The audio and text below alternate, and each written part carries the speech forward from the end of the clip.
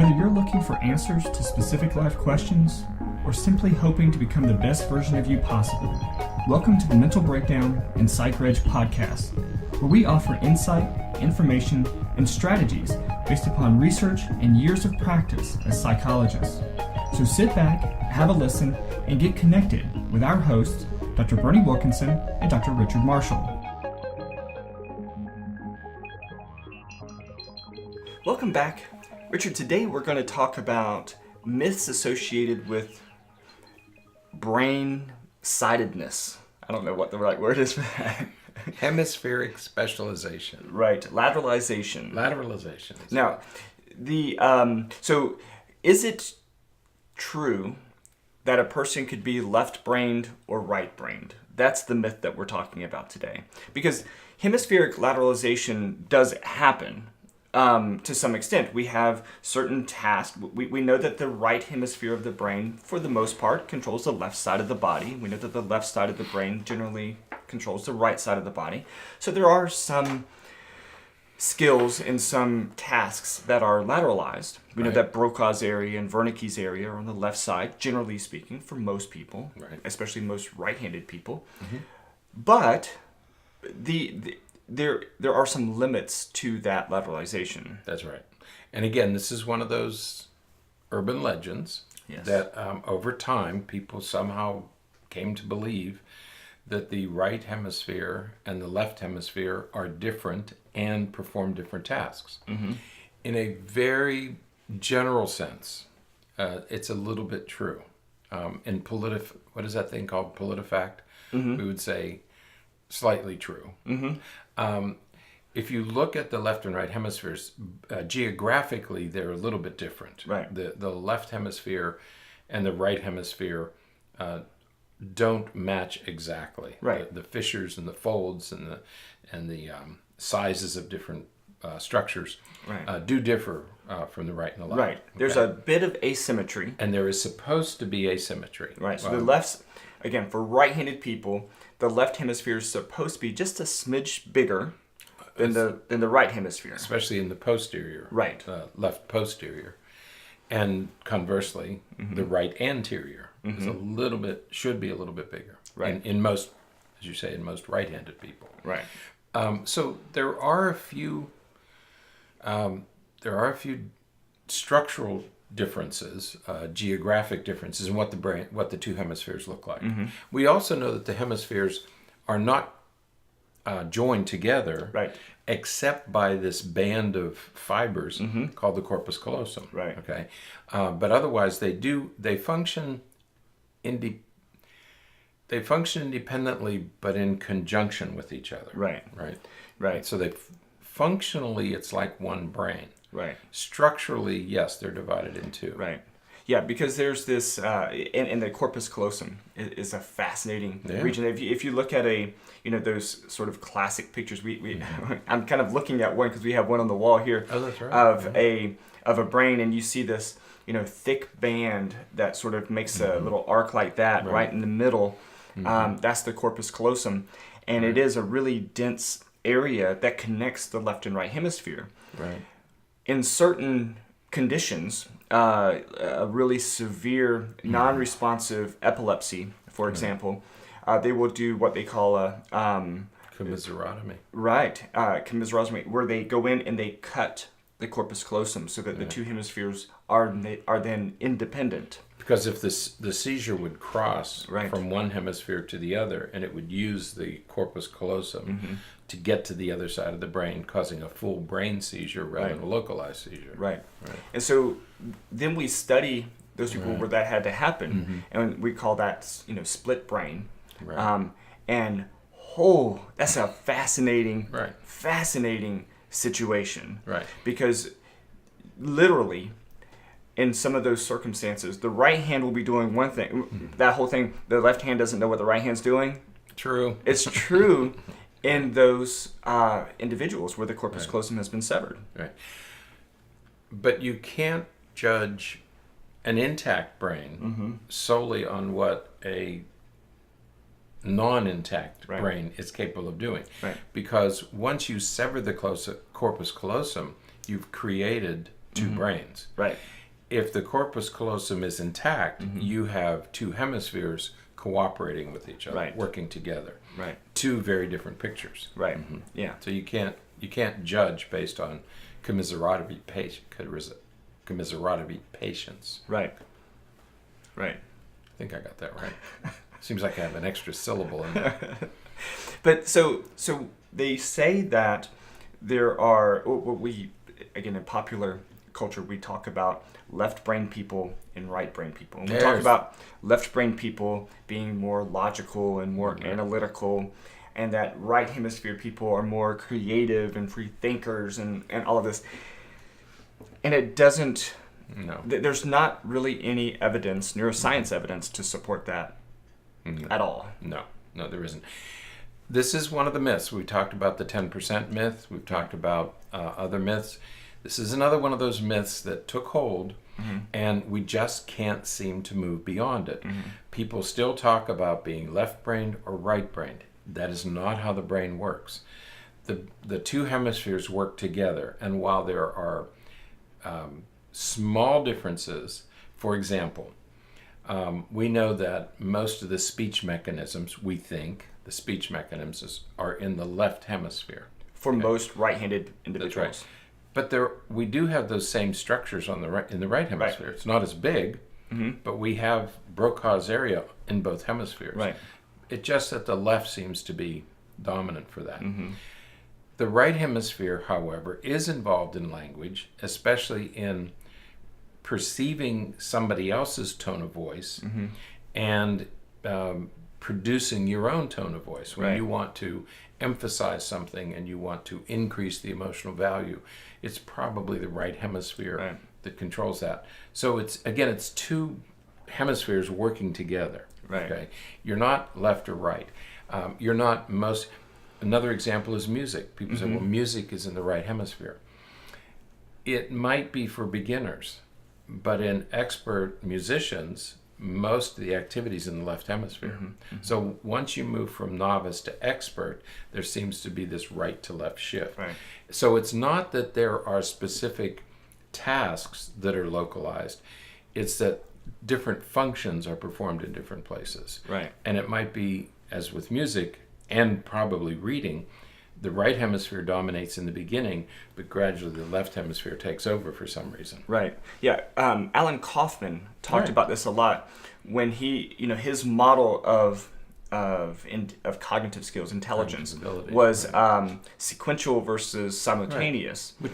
And one of the things that you're talking about is that, when you're a novice, when you're just learning, when you're just learning to drive, you have to think about every piece individually. Right. And so that is going to be more dominant, localized perhaps in the right hemisphere, just because of the sequential nature and the simultaneous nature of trying to take all these pieces and put them together. Right. Once you've mastered that, then it becomes more generalized, because now you can do, all of these things are flowing at the same time. Right. We talked in yesterday's podcast when I drove that right-handed car. All of a sudden, it shifted to where there were different regions of my brain that had to be, employed to manage that, because it was all new, just a new orientation, new. Doing different things with different hands and everything than what I'm accustomed to. Right. So as things become more automatic, different regions of your brain can be recruited, and you're going to use more to the left side. Yeah, and Alan Kaufman is a good example, because he, based on, I think that was Luria who first posited that the left hemisphere seems to be better at sequential things. Right. Well, language is a sequential function. It's not that the left side of the brain is better at verbal tasks. It's better at sequential tasks. But because language is a sequential task, we speak in a series of words and we listen in a series of words. Because it's a sequential task, it's mediated largely by the left hemisphere. Right. Not because it's verbal, but because it's sequential. Right.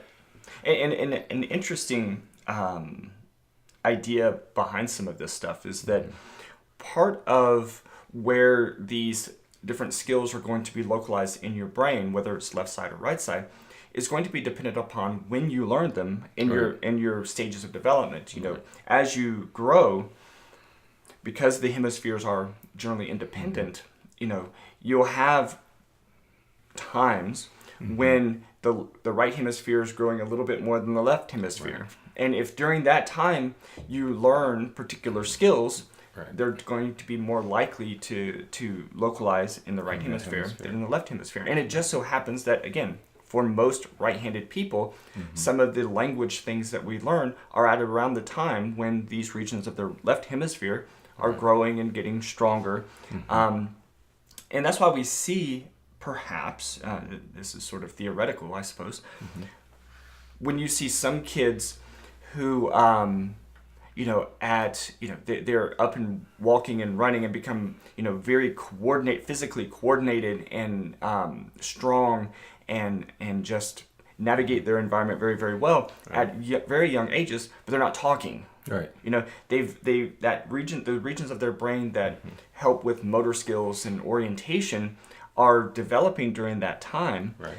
But the language areas, the areas that are going to eventually be language areas aren't.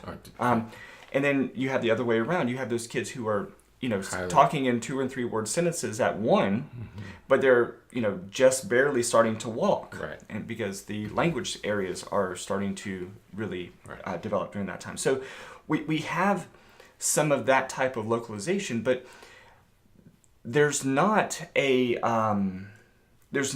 idea or the actuality of, well, I'm just a left-brained person. No. I just think this way, or I just think that way. That doesn't really happen. Most of that is going to come from personality and from rooted in temperament and that kind of stuff. It's not so much because of the brain itself. That's right. If that makes sense. Works. Yeah. And this article, we're going to post this article, right? And if you scroll down, you get to the bottom, toward the bottom, well, let's see, up a little bit. Yeah, these functions. Under one section, it says functions and characteristics. And it lists some differences that we do know about, but they're rather minor. There's one for emotion, for example, that emotions... the right side of the brain seems to dominate, and it's mostly in the expression and the recognition of emotions. Right. Okay. We talked about language, but even sign language, which is a motor activity, is in the left hemisphere because it's a sequential activity. Right. Okay. So if at the bottom of that article they have some nice sort of generalizations, but you can see from reading those that. We're really not strongly dominant, and this whole idea of right brain and left brain needs to be dispelled. That's another one of those myths that we need to stop thinking about. You're not right brain or left brain, and while these are metaphors, they're simple ways of explaining a very complex organ, but they're not truthful ways. They're simple ways, they're just not truthful ways, or they're partly truthful, but don't overgeneralize. Don't think that because there are these minor differences that somehow the hemispheres do different things or are localized for different things. Right. You're always using all your brain. Right. And also, just a take home is that, if you feel as though you're more analytical or that you are more creative, and so you think that you are left brain versus right brain, know that that's adjustable, malleable. You're not right-brained or left-brained. You're whole-brained, and you can develop some of those creativity skills or create some of those analytical skills. It takes practice and it takes some effort. And again, as I said before, a lot of that is rooted in our personality as opposed to our neurology. Yeah, it's more our temperament than our biology. Right. I think that, I prefer doing things a certain way. We have no idea why you have that preference. Right. It's not I don't think it's brain-based. There's no evidence that we have to say that it's brain-based. It's like, I prefer learning. People say, well, I have to see something to learn it. No, you have to see some things to learn them. Right. You don't have to see everything to learn it. Right. It's just that's the way brains work. They're mysterious. It's a mysterious organ. We don't understand it fully, but we know that if you feel that you learn better by reading something, go ahead and read it. But what we do know from brain science is that the more times you approach something and the more different ways you approach it, see it, hear it, touch it, talk about it, teach it, the more times you approach something, the greater the likelihood is that you'll master it. Right. But you master it with practice. But we don't really know. There's hundreds of right brain, left brain tests out there. Right. We really don't know this. We really don't know how we're learning things. Right. It's like chewing your teeth. You can't do it. That's true. All right. But we'll talk more about learning styles More later about this week. learning styles later. Yeah. So. But let's get rid of left brain, right brain. That's right. All right. That's it for today then.